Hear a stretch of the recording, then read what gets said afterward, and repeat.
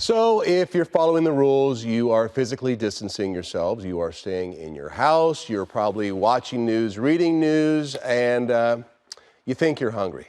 But are we really hungry? Are we all getting the quarantine 15? Some easy steps to identify this and maybe stay away from it. So dietitian Gillean Barkyoumb joins us now. Hello, Gillean. Great to see you. Hi, thank you for having me. So I'm comforted to know it's not just me. And not only do I find myself eating more, I find myself eating things I wouldn't normally eat. So what am I going through? Talk me off the ledge.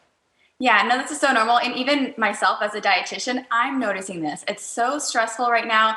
And when you're home, it's just more accessible. There's more things at your fingertips versus when you're out and about or at work and don't have that fridge right at your fingertips. So it's pretty normal. And again, that stress really causes you to overeat.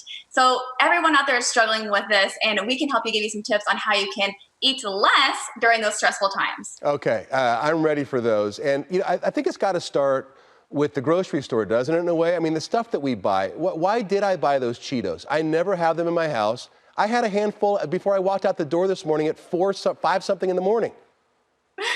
Yeah, definitely. I mean, what you have in your house all starts at the grocery store. You're completely correct. So one good tip for when you're going to the grocery store is don't go when you're hungry, for sure, because then you pick out those foods that you're more tempted by. So that's definitely the number one thing to do. But when you're at home, you also want to set a schedule. That's one of my favorite tips, because I think we're all out of our normal routines. And what happens is we go through the day, we're not eating at our normal meal times, and then we realize it's 1 p.m. and we're starving, and we binge on foods and we're stress eating. Or you find yourself really eating at nighttime too. So the number one tip is to really set a schedule and stick to those times. So stick to those meal times. Even if you're not totally hungry, have something so that you don't find yourself tempted later in the day. Yeah, this reminds me of when our kids were like babies and you just couldn't get out and do a lot, right? So the one thing that my wife and I would do to have some sort of pleasure is to have nice meals. Right? I mean, is there some way of looking at a different sort of activity? Does that come into play? Definitely. I mean, I've been sharing a lot of doing some fun, I've been calling them snack activities. So some fun ways that you can make meals that are healthy, and it actually engages the whole family. So why not keep those kiddos entertained, or do something with your significant other to enjoy creating a healthy meal? So many people are eating at home now, right? So have fun. Look on Pinterest, look up some new recipes.